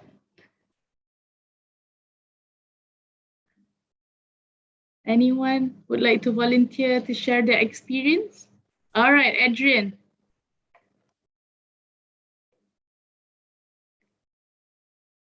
Okay, let's unmute Adrian. All right, Adrian. So what was the role you were playing and how was it? How did the session went? Hello, hi everyone. Okay. I played the role of Sarah. So I'm so sorry for the one who was with me. So I did ask like, oh, do you want an emotional type or like just a sigh, like kind of type? So she was very open to like, oh, it can be emotional. So I kind of like cried out. It's like, oh, I feel like there's no point anymore. But I feel like the responses that were given were very helpful in a sense that they did they were not the common thing that people will say, because a lot of people will say like it's just a thought, you don't need to respond to it, but it doesn't validate how people feel at that exact moment. They don't even care to listen where these thoughts or emotions come from. So it's very, not only does it validate, but it humanizes the individual that, hey, you're hurting and it's okay. This will pass, but it's not about concentrating on what the solutions instantly, but being present. I am here for you. So all these, like especially the last one, which is what can I do for you? That is the most human thing to do as an individual, as a friend, as a family member. You want to connect with the person, like what can I as an individual, as someone that cares for you, be able to do for you? So even if I was hypothetically Sarah and going through a rough time, I would feel, hey, I'm not alone in this journey, and I do not need to suffer in this kind of doom that I've set for myself, because other people see me and are willing to help. So it feels great. Yeah. Right, wonderful. Thank you, Adrian, for sharing. Right, so you mentioned that you felt that you were not alone in the situation and that you're accepted by your friends around you and they are there for you, validating yourself, validating you, and being in present with you in the situation. That's wonderful. May I know, Adrian, who was your the person, your partner?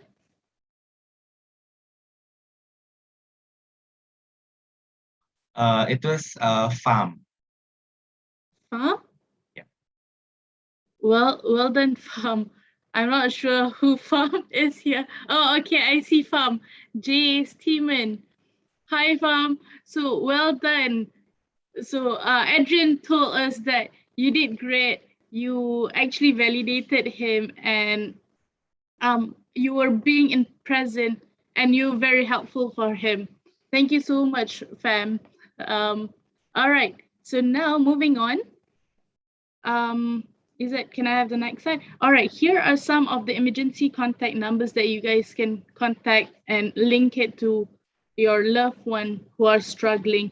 So we have Talian Kasih, Psychological First Aid Hotline, Women's Aid Organization Hotline, and Befrienders. Also, Befrienders has a 24-hour service, and they have numbers for each state. So you can go to the website and look for the numbers. And we will also be sharing a file with full of contact numbers and help for mental health services in Malaysia, and also how to seek help, right? And also, I actually got to know this yesterday. My Sejahtera has actually launched a new update where they have Minda Sehat category and My Sejahtera, where you can seek for psychological help. So, but unfortunately, this is only for iPhone users. So let's hope that you know, the app developer can you know, do it for Androids as well. All right, so right, there's the link in the chat box as well, and we are at the end of our presentation. Thank you very much to all the participants for staying with us until the end. And now it's your turn to ask us questions, either through raising your hand or writing them in the chat section. For our YouTube viewers, feel free to write your questions in the chat reply box, and we will try and read it out soon. Also, please remember that there is a 20-second delay between the live show on Zoom and on YouTube, but we will try our best to cater the delay, inshallah. All right. So, any questions for us? Master, I think we have someone raising their hand just now while you were talking. Okay. Who was that? It's Shinru Tan from Sunway. I hope I see. Hi, sorry, I accidentally clicked the button. Oh, okay. Okay. All right. Okay. Anyway, I just want to say thank you so much. Thank you for the session. Our pleasure. Thank you, Zinrutan. All right, so Mujadid raised his hand. Yes, brother Mujadid. I'm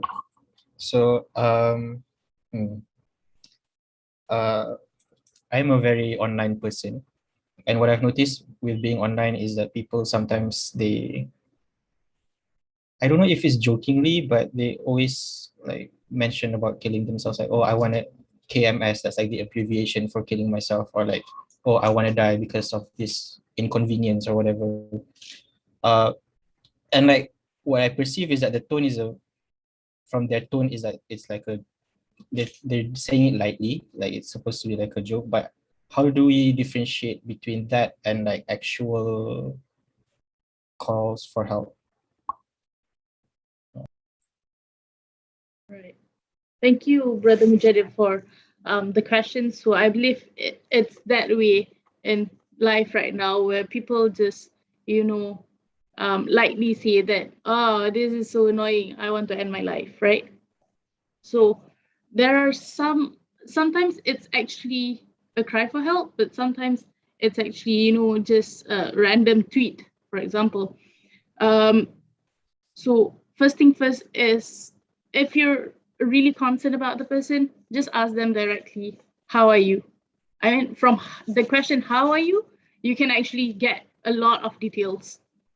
So if it's actually a cry for help, then again, validate their feelings, be in the present, and maybe you can link them to professional help. That's from me. Maybe Izzat can chip in. Yeah, the first thing that we need to know is treat all the signs seriously, because you just don't know what people are going through. So yeah, first thing I would do is to listen, to ask them to listen exactly what they are going through. But I wouldn't be using "Are you okay?" question. "Are you okay?" is actually it's a very directed question, and most people will answer "I'm okay" to that. But rather, you can ask, if you want to get to know about the concern, you can ask an open-ended question, like, "Hey, what have you been doing lately? How's your life right now? We haven't chat for a while. You want to catch up and share about life?" So you can do that to actually bring out any conversation. And let's say if that person indeed has considered suicidal thought, then you are able to be there to listen to them. But it's also good to know that the person is actually doing well in life, and maybe the thought was something that just crosses their mind, but they were not really contemplating on seriously doing that. Oh, and another thing that that you can do is actually to dig further and ask if they actually have a plan, a specific plan that can tell you something. Some people, the suicidal thought just crosses their mind. Maybe they had some difficulty and they just thought like it's one of the option. But for people who has been thinking it for a while, they may have come up with some plans, and asking them like, oh, how are you going to, what are you going to do about it? Like, do you have any plans? Then if they do have a specific plan and it's a complete plan, then the concern should be raised. Ask people around them to look after them, or tell them that do they need help? Do they want to be linked to, or send them links to professional help? So I think that was my answer. Right. All right. So there's a question from YouTube live stream from Siti Aisha. How can we help people who are struggling with job seeking in midst of pandemic? So what would you say is that? You want to try answer that first, Master? All right. So for that, it's actually, okay, the main issue is job seeking, right? They don't have any job, they have financial issues, and like Sister Ileana mentioned just now, is that we can help them with maybe giving financial support for a bit and encourage them, empower them to look for a job, and tell them it must have been hard, difficult for you to be in this situation, in this pandemic. I think there's a lot of people out there that are struggling in this area. So maybe one way we can do is to help them seek job, if there's any job opportunities that we know of. Otherwise, we can just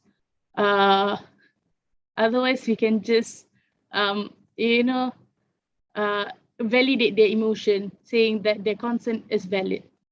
That's from me. Okay, thank you, Masra. I think you've answered on my behalf as well. So yeah, we can listen to them, like let understand them, what they're going through. Maybe it's easier to say like, oh, you can just go here, you can just go there, and you can just look for a job here. But actually, they have been doing they have been seeking for jobs for months, and they haven't found any job for them. Perhaps that leads them to feeling depression. So we want to be aware of those emotions if that it's present.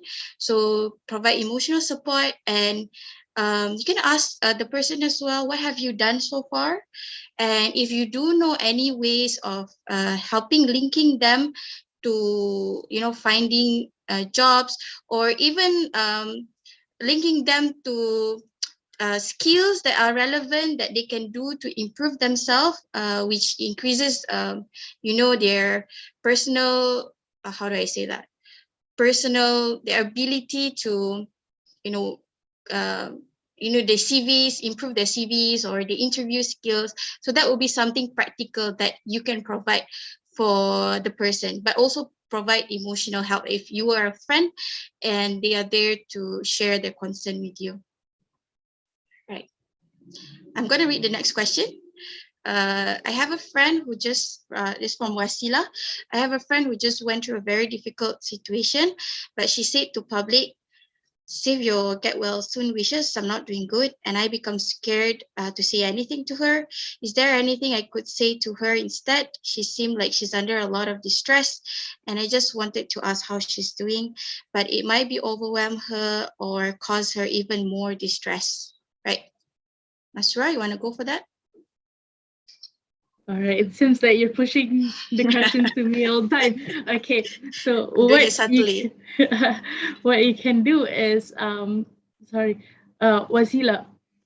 So it's okay to feel that way, like you're trying to be overreacting to what's going on, and she seems like she's under a lot of distress. Just ask, like what Izzat mentioned, don't ask, are you okay? So it's a yes or no question.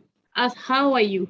Again, that will give opportunity to your friend to actually share what she is actually going through, right? So again, repeat, validate, be in the present, and focus on her instead of, scared of her marahin you in some way. Yeah. All right, thank you, Masura. I think if I would like to add, if that person was my friend, the easiest tips is to listen. And I would ask the person, do you want to share with me? And if the person refuses, the person says, no, it's okay. I don't want to burden you. I don't want to bother you. Then you can just tell them that you are there. I'm here. How about we have a talk tomorrow at night? This is what some people, they would reject from telling, because perhaps they have those thinking, I don't want to burden others, and it's no use telling people. But if you are willing to listen, my practice is I would actually like kind of not force, but tell my friend, like, I have free time tomorrow at 8 in the night. Do you have free time? Do you want to have some chat with me? And that's how I get the person to start talking. If the person agrees, then it's an open door for us to have the person to communicate. So I know it's scary, but we don't have to be the one saying good things, nice things. Be the one to listen. Yeah. Right. So I hope that answers the question. Yeah. I think some people raise their hands as well. We have another question in the chat box. We will read the question and then we will go to I think Dr. Jamila and Shin Rutan raises their hand. We will move on to that, but let's read the next question. Recently, from Brother Afif. Recently, my friend in Instagram posted a Q&A in her story. She asked that, is it normal to have suicidal thoughts? My question is it normal to ask like that, and should I approach her or not? What say you, Izzat? Okay, now you're bringing it back to me. Yes. Speaking about suicide, it may be a sign of the person thinking about suicide, even though the person just asked like this, is it normal to have suicidal thought? First know that it's a warning sign. And for me personally, I think it's best to approach the person and just ask, is there anything that has been bothering you? Is there anything that you would like to share? I'm here to listen. We're going back to the same point, but that is actually the point that we want. We want to be there to provide emotional support. So, and also normalize. I will use this word, normalize having suicidal thought. Tell her that there are other people when they experience difficult time in their life, they have thoughts of suicidal, they have this tendency to think about suicide, but also tell them that there are ways to find help. So yeah, referring to the poll we did just now in Zoom, right? 50% of us have actually thought of suicidal, attempting suicide due to, overwhelming and stressful life event. So again, normalize that, the thoughts. Yeah. All right, I think let's take two person raises their hand. Dr. Jamila, would you like to unmute?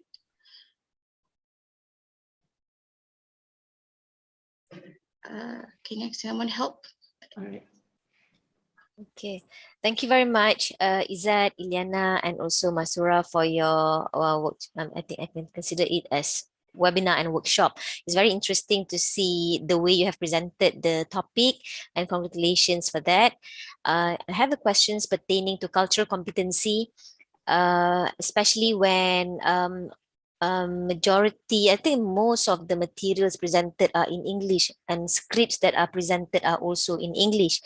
And may you share your thoughts and also your clinical experiences, if you have any Malay script, on how to respond to someone who just said that aku rasa aku nak bunuh diri ya, tak ada guna dah nak hidup ni, something related to a script in Malay that you can share with all of us today. All right. Okay. Thank you, Dr. Jamila. I think that was an interesting question, and I find it it's making me nervous. But let me just go back to our slides. Remember the goals. Just try to remember the goals that we want to present to the person who's in crisis, to show empathy, to express our concern, to tell that we are here to support them, to validate their feelings, and to show that we're willing to help. So if we use it in different language, these are scripted, but we can also use it in Malay. If we want to show empathy, we can just say, aku tak boleh bayang lah, kalau aku berada kat tempat kau, macam mana nak go through, macam mana nak hidup. Apa yang kau lalui ini memang sangat mencabar, dan kalau aku jadi, I would do that. Kalau aku jadi di tempat kau, aku pun tak tahu apa aku buat. But aku ada kat sini untuk kau, dan aku kisah pasal kau. So what are the things that we want to show them? We can just express them using our language. Aku kisah pasal kau. Aku nak kau tahu yang aku ada. Kalau kau nak cerita apa-apa, aku dengar. Kalau kau nak nangis, aku duduk kat sini. So remember the goals that we want to do, and we use that in whatever different languages that we can, as long as we want to tell them, we want to convey to them that we are there, we are concerned about them, want to validate their feeling. Maybe Masura can add some ideas as well.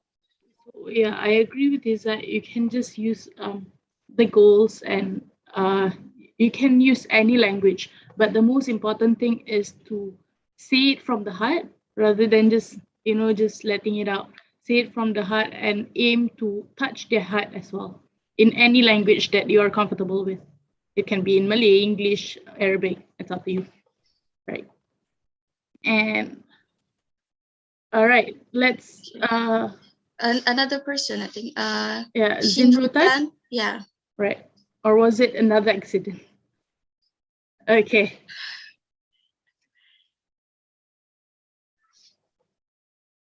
You do. Okay. Right. Hi. Thank you for giving me this opportunity. So actually, I would like to add to Mujadid and Wasila's question just now. So I think that most importantly, when we think of we want to help someone who's suicidal, I think it's very important for us to understand what is it suicide, like why they do it, because merely think about cutting ourselves, like for me, is really very scary. So we could say that suicide is a very rare and impulsive act, and it's sometimes a symptom of depression or like the brain chemistry. So I think what Mujadid and Wasila felt that way is because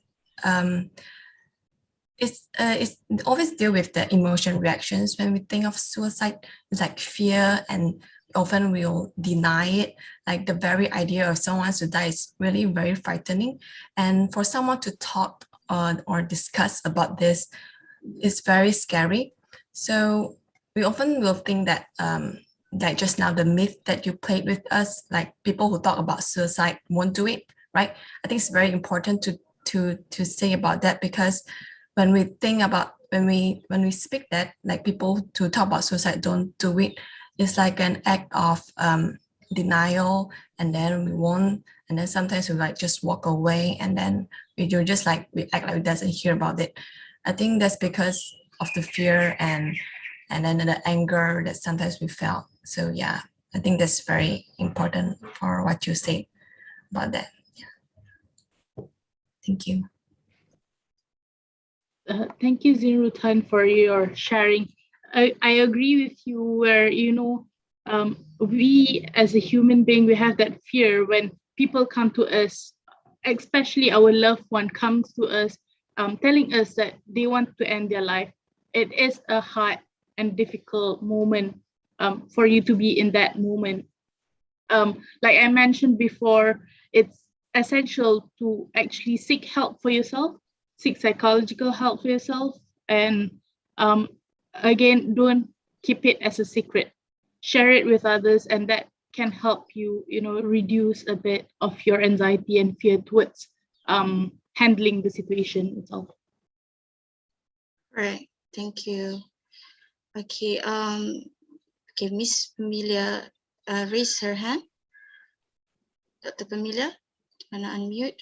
But we have another question. Do we have time? I think we have like 2 or 3 minutes left.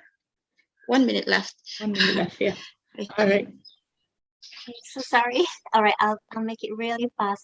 I was just wondering, how do you realize if the difference between, this person is actually talking to us about an ideation and it's more of a thought, but it hasn't gone into transpired into an intention to act on it. So how would you say you can differentiate that? This one looks like it's a thought, so it's not active suicidal, and this one looks like she already has, or she or he has a very active intention to commit. And when should we kind of report that or get help? Yeah. Thank you, Dr. Pam. Izzat, I'll let you to answer that. Okay. This would be my opinion and with my limited knowledge. But if others here, I believe you have knowledge on this topic as well, you can please feel free to add. But one thing that I learned is to ask the person. This is not easy to do, but asking when a person talks about suicide, ask the person whether that person has a specific, a very detailed and specific plan of committing suicide. I had experienced this once, and when I actually at first I don't know what to do. Person started talking about suicide. I don't know what to do, and the advice that I get is to ask the details to get to know whether the person has been contemplating a lot about actually committing, because we have stages. When we want to do something, there are stages. First is thinking about it, and then it gets more serious, planning it, and then the final part is executing that. But yeah, getting to know, and with my experience I get to know that the one that I have experienced actually mentioned very, very, very specific ways, very with less, the most least painful, and even had access to that. So it did scare me. But what I did was I just sat there and I just tell that person, what's going on in your mind? I'm here, and it was a very how do I say, emotional time, even for me. But answering to Dr. Pam's question, getting to know about the specific ideas tells you whether the person is at what stage, whether just thinking, have had a plan, had the access. And the closer, the more specific, the easier to get access, then the more concern. I would say that it's higher level of emergency, and we would want to report to people around them to, at least have them aware that this person is struggling to something and is considering committing suicide. I hope I answered the question. Right, Lisa, thank you for sharing your difficult experience handling the situation. I'd just like to add to your points where, we should normalize talking about suicide. reduce the stigma, let's make an awareness that it is okay to talk about suicidal thoughts. Yeah, I hope we answered your question, Dr. Pam. Also, there is a question from YouTube live stream. We have time. Do we have time? Can we just have one more question? It's the last question, right? Let's have this as our last question. So a question from Nur Aina, what is the do and the don'ts words that we should avoid and should say to encourage someone who is struggling with a deadly disease like cancer last stage, or someone who had a sentence with health penalty? All right. So to answer that question, from again, my limited knowledge is that we can share with them, or maybe make known to them what they have done in the previous years that he or she was enjoying his or her life before the disease comes. Yeah, just remind them of what have they done, instead of making them or remind them of that they are going to die in a way. Yeah. So always remind them that, you have done a lot, and this is not a sentence or a penalty for you, but instead look at the bright side. You have had the opportunity to did well before this, right? Maybe Izzat would like to add a bit.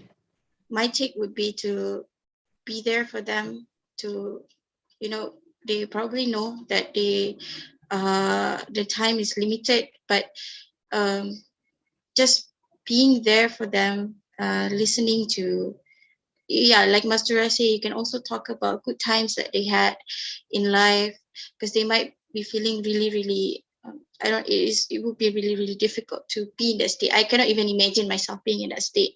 How would I react?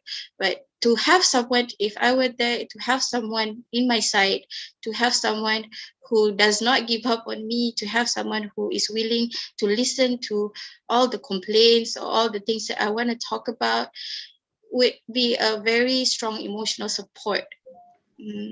So I echo Dr. Jamila's suggestion in the chat box, is to suggest them or link them to palliative care or counseling. They might help also, right? Thank you, Dr. Jamila, for sharing. Thank you. Okay, thank you. I think we've taken more 4 minutes of your time. I will pass this to Brother to PSU to end the session. Thank you so much, everyone, for coming and for participating, for giving your feedbacks. We learn a lot from all of you as well. So pass back to PSU.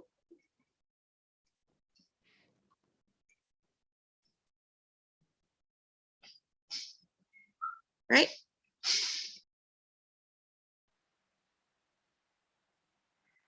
Okay, thank you. Now we will have a photography session.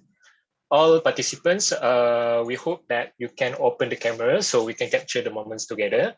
Okay, therefore I will pass to Sister Atika for the photography session. Hello everyone. Feel free to open your camera, and I'll screenshot the meeting today. Everyone ready?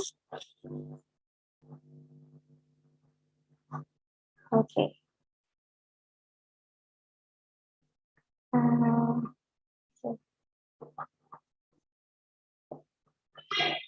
Okay, I'll screenshot. Okay. 1, 2, 3. All right. Another one. 1, 2, 3. And last one. Okay. 1, 2, 3. All right. Amazing. Thank you, everyone. Thank you, everyone, for joining us today.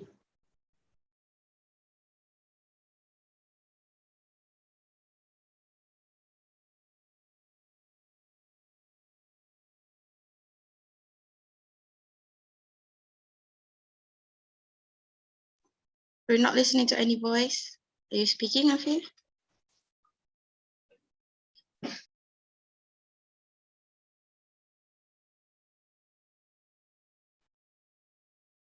Okay, Afif.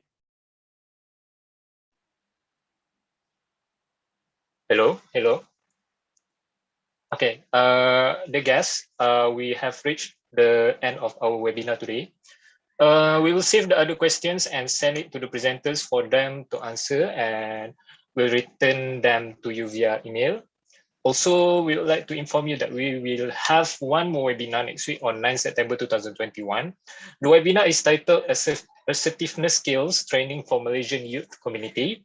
Also at the same time, we will provide certificates to those who fill in this link today. And we hope to see you then. And also we would like to thank everyone, especially our participants and audiences for attending this webinar. Without you, this webinar would not have been successful. And we also really apologize for the limitations. And we hope that if the situation permits, we could have an even better situation if, in the future. Hopefully then we could see you again. For now, Assalamualaikum warahmatullahi wabarakatuh. Take care and stay safe.